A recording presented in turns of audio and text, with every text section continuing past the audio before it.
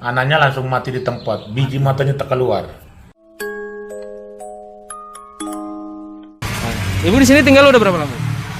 Dari 2001. Selama ibu tinggal di sini, emang benar nggak sih banyak kejadian yang terjadi di jalanan ini gitu kan, turunan jembatan ini yang kecelakaan gitu? Kecelakaan Sering. sering. Dan itu makan korban Bu langsung. Ya, ada yang mati di tempat. Itu saya saksikan sendiri. Kalau mati di tempat memang Ibu dari menyaksikan atas, sendiri ya, di depan mata ibu nih. Ya. Dari atas motor, lepas itu masuk di parit, dia sama teman motor kan dua. Nah, jadi temannya satu duluan sudah, sedangkan siang-siang jam berapa ya? Jam 2. Jadi sedangkan dia nyusul kemudian. Nah, baru nabrak di ada tunggulan kayu di situ. Nah, lepas itu mati jatuh di dalam parit.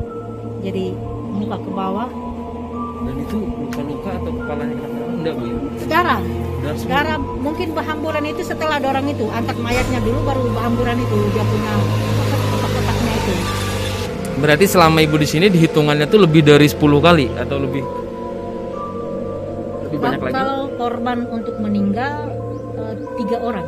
3 orang. 3 orang. Yang satu anak sekolah itu, yang satu bapak tua juga. Itu tapi bapak tua itu kami ke gereja sudah, jadi pulangnya baru dicerita. Itu anakku yang saksikan itu tabrak di situ di Kelapa. Memang mati di tempat juga. Dan ibu gimana tuh Bu ngelihat kalau ada yang meninggal di tempat gitu? Ibu enggak takut Bu? Ya takut, ya rasa takut juga tapi memberanikan diri. Kesian juga Ya, kan? kasihan. Nah, lepas itu 1 tahun kemarin ada ibu di sering jalan di situ di tengah jalan. Dia nyebrang beli pisang di situ.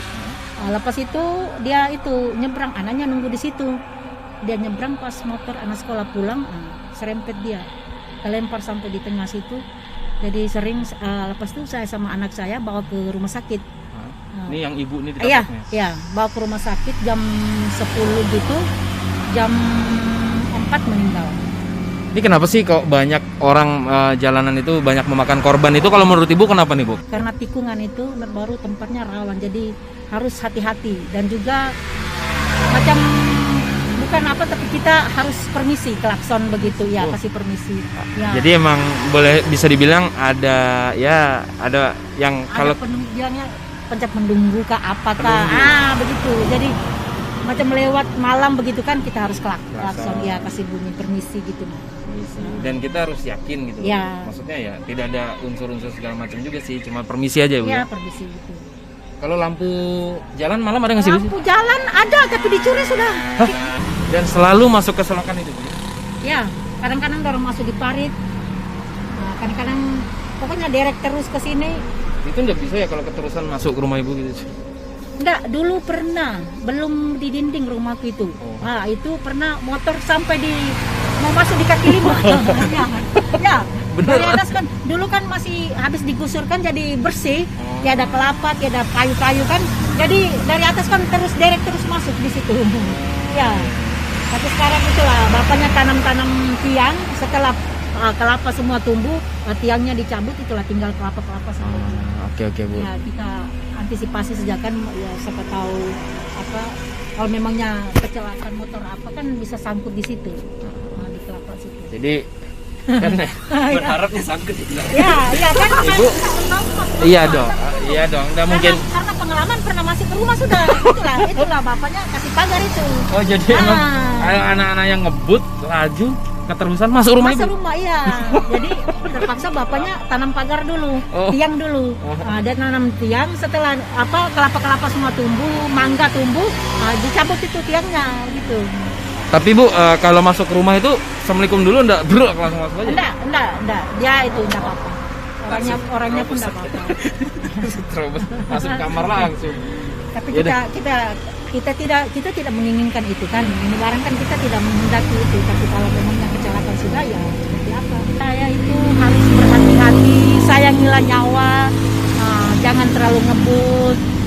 Pokoknya kita pergunakan jalan ini jalan umum, jadi semua orang jalan, bukan jalan sendiri. Jadi kalau ngebut-ngebut atau ugal-ugal itu tidak ada. Kalau selain di jalan sana, kalau di depan sini Bu ada nggak sih Bu? Kayak jembatan? Kalau depan sini enggak. Depan jembatan situ. Kalau jembatan sana pernah kali ya. Ada suami istri, tapi istrinya meninggal kali itu tahun berapa ya? 3 ya. Itu malam. Oh, malam. Iya, malam. Jadi dikata macam tempat ini macam rawan gitu. Iya. Ya. Soalnya lampu jalan juga kadang Iya, nyala mati, lampu nyala jalan mati. pun nggak mati Terus sudah. median jalan warna list putih jalan juga udah tipis. Iya, betul. Nah, yaudah deh. Yaudah Bu, kita lihat-lihat dulu Bu ya. Terima kasih banyak Bu ya waktunya ya.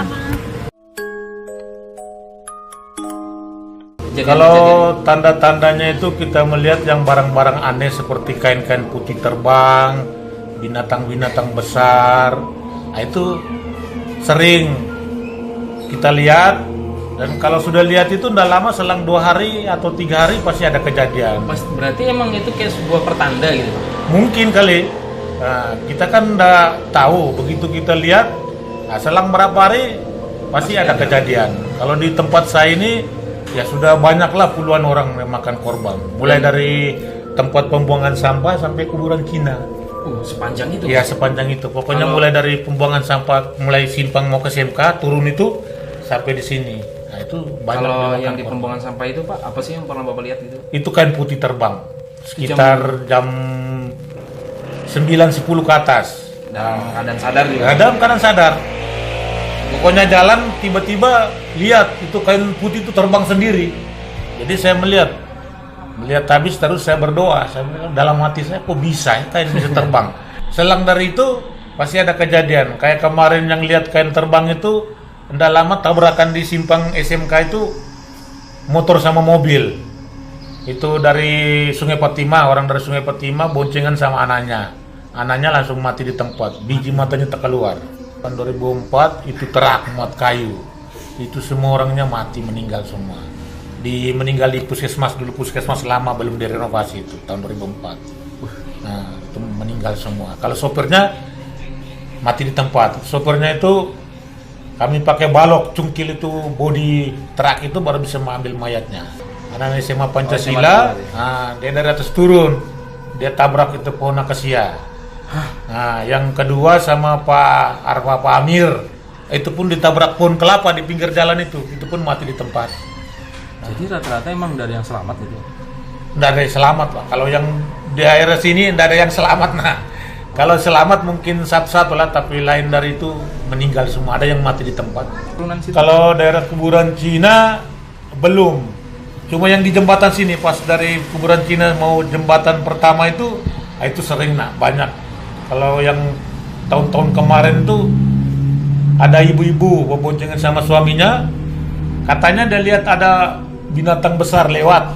Katanya dia bilang kayaknya macam saya lihat itu binatang besar lewat. Dia bilang pak hati-hati ada binatang besar lewat. Dia bilang lakinya tanya, dia bilang mana? Dia bilang itu tuh di depan itu Pak. Begitu rem langsung ibunya jatuh mati di tempat. Hah?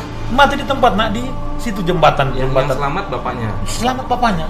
Baru jatuh motor ini bukan jatuh yang jatuh parah, enggak, yang begitu rebah motor begini langsung mati di tempat. Pembuangan sampah lama mau turun sampai ke kuburan Cina banyak sudah dia makan korban. Dan yang paling parah Pak kecelakaannya seperti apa sih Pak? Paling parah tuh sampai apa gitu?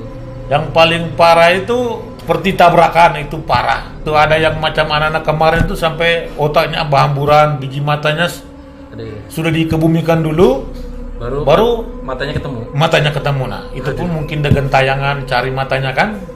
Jadi saya pungutlah di pinggir jalan situ, saya pakai sendok sana sementara bergerak bola mata itu kayak macam bola pingpong itu. Nah dia bilang dapat sini. Jadi saya sendok itu biji matanya, baru bawa pulang ke Sungai Patimah. Kita itu hati-hati. Kalau saya lebih paling tidak suka itu kalau orang yang lari motor yang ugal-ugalan. Nah itu tempat di sini kan macam tempat keramat lah begitulah. Jadi tolong hati-hati. Jadi kalau kita sebagai pengendara dari atas turun, kalau ndak ada bunyi bel seperti klakson, ya kita main lampu aja, tanda minta permisi. Supaya jangan terjadi apa-apa kan, maksudnya begitu. Dianjurkan begitu Pak? Ya dianjurkan seperti itu. Tapi kalau ada orang yang kayak semacam nggak percaya gitu Pak? Ya kalau nggak percaya nanti dia yang dapat sendiri. Waduh. Risikonya dia yang tanggung sendiri.